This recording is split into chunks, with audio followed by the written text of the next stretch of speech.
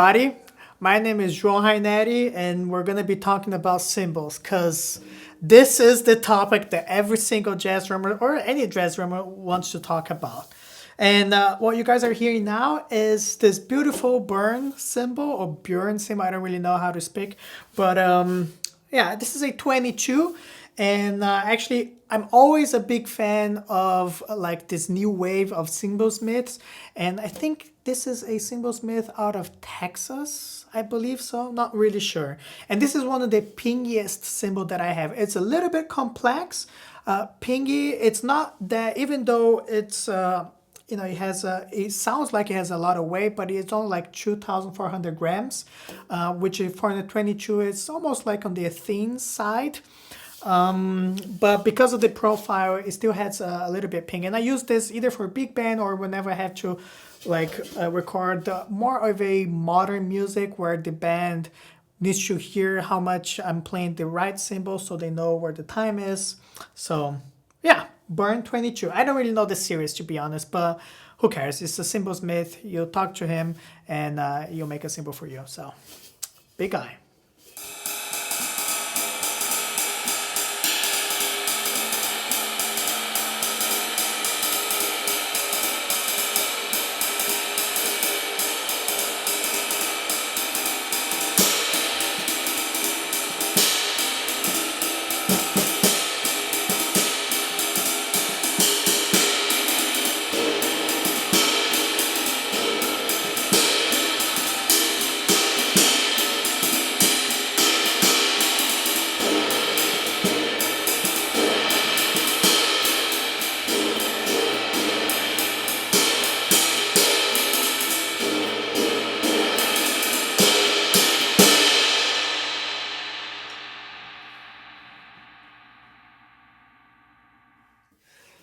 Then we get, oh yeah, let's talk about this little guy. I'm usually not a big fan of small cymbals. This is a 19 inches Funch or Funk. I don't really know how to pronounce his name, but who cares? He does amazing cymbals. And this is a 1,500 grams, 19 inches. It has 3 rivets, and this thing is so complex. It's like one of the smokiest cymbals that I have. And in fact, I got this cymbal because I didn't want to carry a china around. So I use this almost like the Jeff Hamilton way, like here for right next to my main ride. And whenever I need something dirty, maybe I'm accompanying a trombone player or like a heavier session where there's sort of almost like a groove. Anyways, you guys know what I'm saying. I use this guy because it's super smoky, and whenever I shoulder crash it, everything opens up and it's pretty loud, but it's still very in which contained. Yeah, I really like this guy. I'm not really sure about the series as well. I got this off of eBay. So yeah, Funch 19 inches.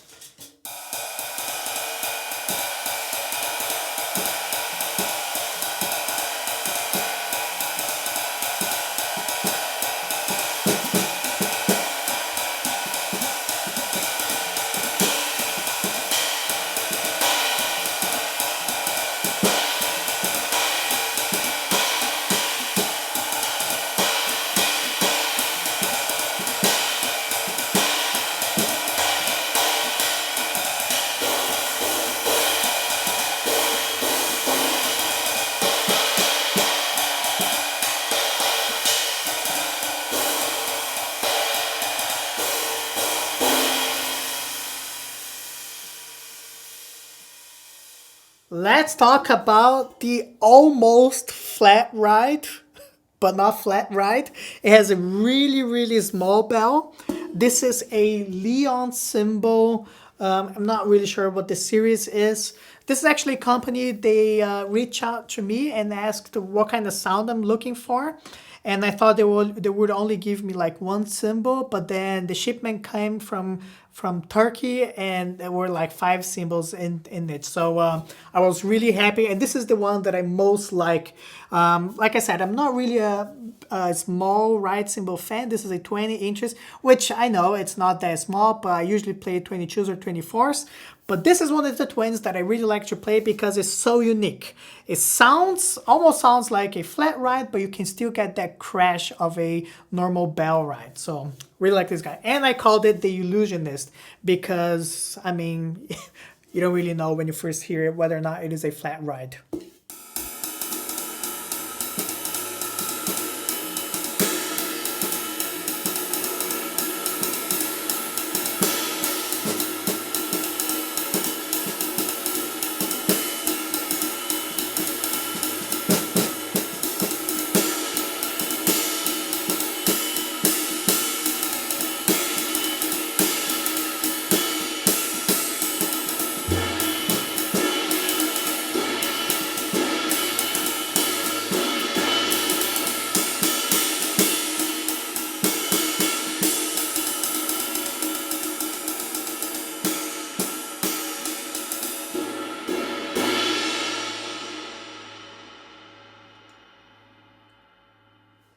Oh yeah, let's talk this baby. I'm so proud of this cymbal. Cause I bought this cymbal 2018. I bought it off of eBay, super cheap. This is a Istanbul Agop special Jazz Ride edition, whatever. But it is the Tony Williams version with the laid bottom. Usually the Istanbul made, like, I think the first versions of the cymbal, they had a raw raw bottom for this cymbal, and so I don't know how much of them they actually laved, but I know that the Tony Williams version, it's pretty difficult to find, and I found one. It was cheap on eBay, and I really liked it. I named the cymbal Dienda, which is one of my favorite ballads from Kenny Kirkland, and it's a bit complex, but it's also clean. I used this on a recording that I really like. It'll be coming out beginning of next year, so look out for this. And it can get pretty loud, but I really like the shoulder crash on this one as well. It doesn't open up too much, but you can still get that complexity. So I bought the cymbal 2018, February of 2018. I know because I put the dates that I buy it here. And then I sold it on April of 2020. And I sold it because, I don't know, I was bored with the cymbal, even though it was my main ride for those 2 years. But I don't know, maybe I needed the money. I don't really remember. Anyways, but then it actually is a fan. It turned into an Instagram fan, and he said, you know what? You want to have the cymbal again? I was like, bro, you have no idea that I really want that cymbal back. And so last month, I got the cymbal back. What a story.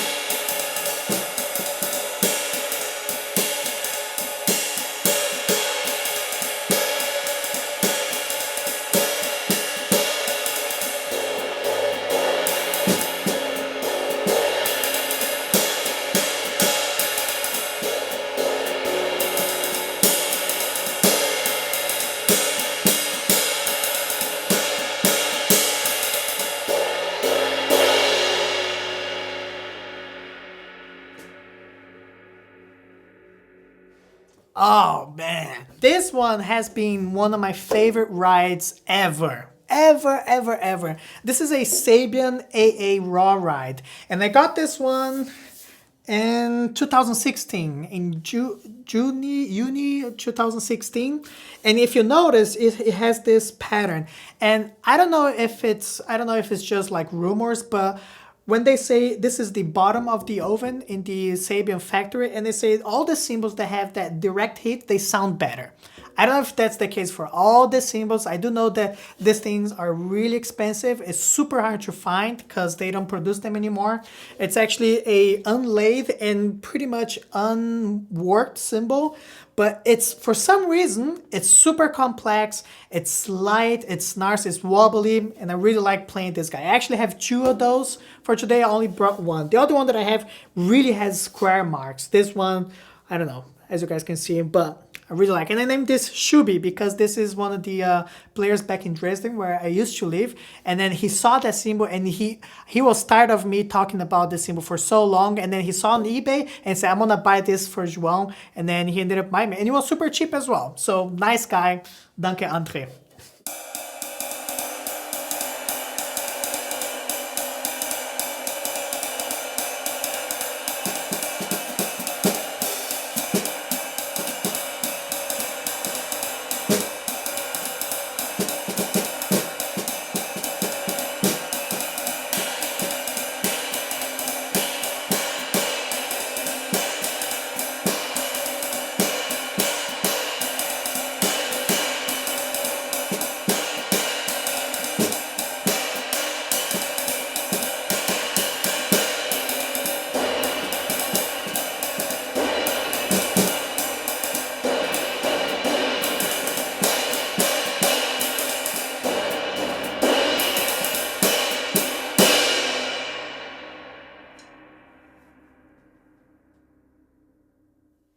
All right.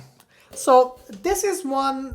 It's one of the more reachable cymbals that I have. I mean, anyone can go to the store and buy this one. But I really like. This is a Meinl Byzance 22 inches monophonic ride, and it's super complex. It only has 2,300 grams. Very complex, very quirky looking ride. And there's sort of a dragon roar underneath it when you play, especially when you crash it. And some people don't really like it. Some people really like. I happen to be one of those that really like this cymbal. The thing is, once I played a rock gig, so I have a Organ Clash. This is a band of mine that we played rock music, improvised rock music, sort of. And I only took this cymbal to that gig. And that was a mistake because whenever you crash this thing, it goes like boom. It's too complex for that kind of music, so it's not brilliant as that music requires. But anything else, I recorded another gig, another record with only this cymbal. And the amount of sound that you can get out of this thing, it's crazy. Really like this. I call this Chamo. It's a South American series, and those who know, know.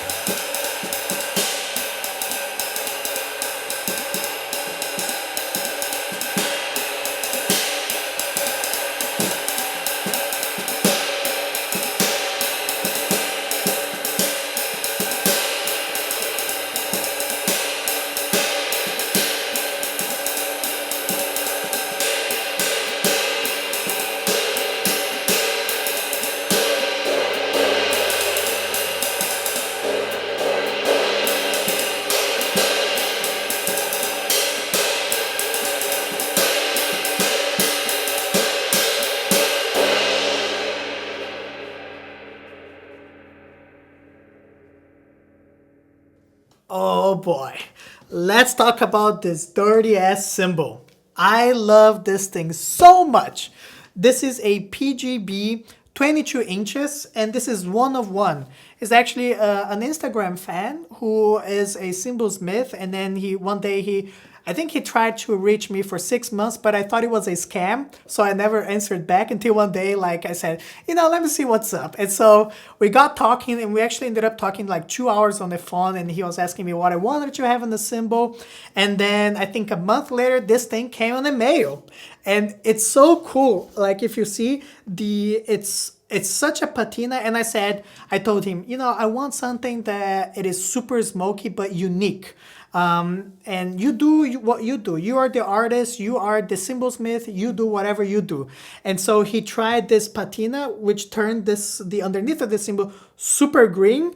At first I was like, I don't want a green cymbal, but now it's character. And then he wrote like this dedication for me. It's super nice.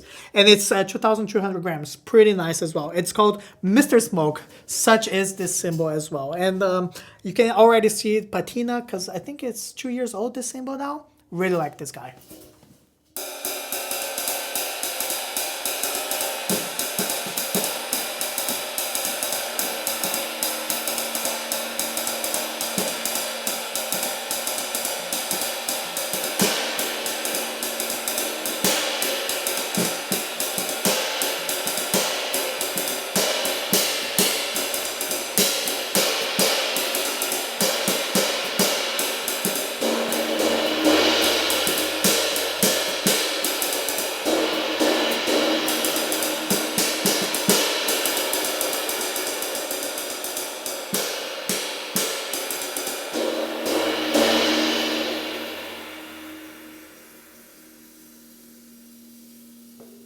let's talk about my first jazz ride ever.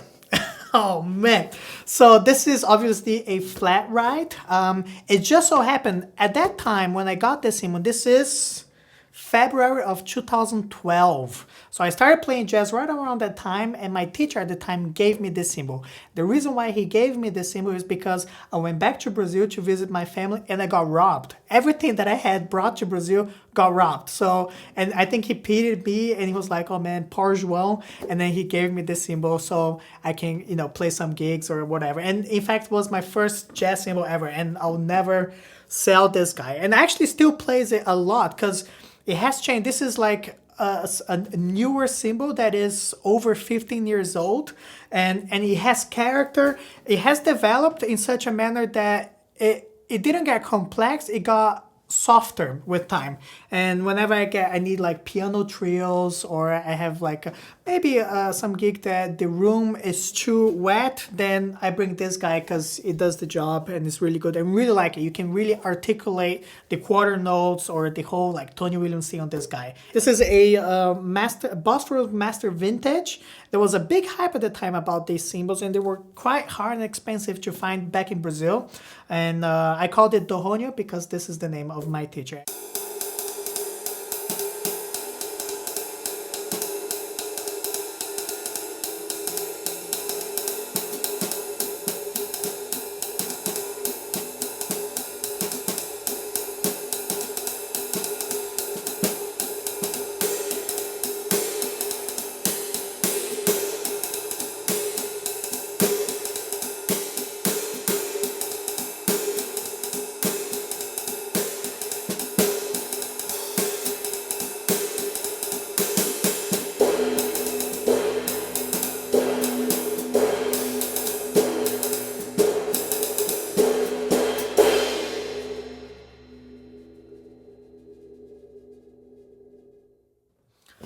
So, this is one of my newer, nicest possessions.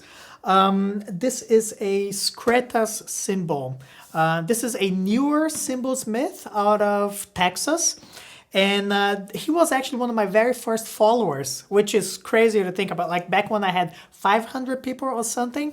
And back then, at that time, he wasn't really into making cymbals. He was just like a guy playing drums. And I remember we were talking a little bit, and he said, if I ever make the move to actually start my cymbal company, I want to make a cymbal for you. And so 2.5 years later, this is what I got. We called the phone, and he said, so what are you looking for? And I said, I'm looking for this complex, 22 inches, but I want you to do your thing. Tell me, see if you can find something that I might like it. And if I don't like it, it's a special sound, I'll probably still use it. And so I got this guy, and it's super complex, super dry. And it is a imperfect cymbal. And this is one of the things that I like because it adds character. I told him not to do the border. So the cymbal is all quirky and it's wobbly and it's nice. And I name it Roughly because,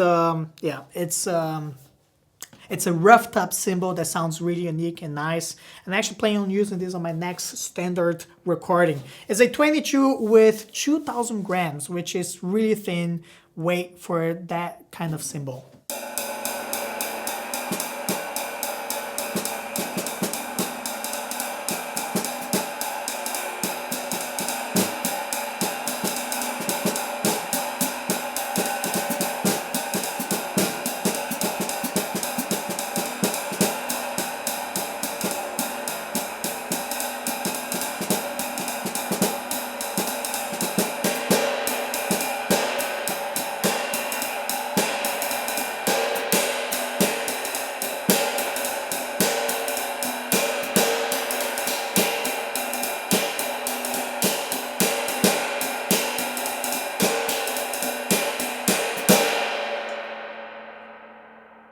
Last but not least, let's talk about this guy. Okay, so back in 2014, I was getting to this cymbal game. And I was trying to get everything that I could get that is in my budget. And so I saw this cymbal for 40 bucks on eBay. I was like, well, let me have it. And it ended up so happened that it is a pretty good drummer or well-known drummer in the Leipzig scene. And he bought this cymbal. It's a no-name cymbal as far as I know, and he bought it and he tried to do like his own experiments on the cymbal. So you can see he hammered it on the bell, but I think he overdid it because the bell is all like fucked up. It's crazy. And then he got one of those machines and he went over the cymbal, but he didn't have, like, you can tell it's a roughed up cymbal. But I really like to play it. I used to practice with it a lot and actually played some gigs on it as well. Really cool cymbal.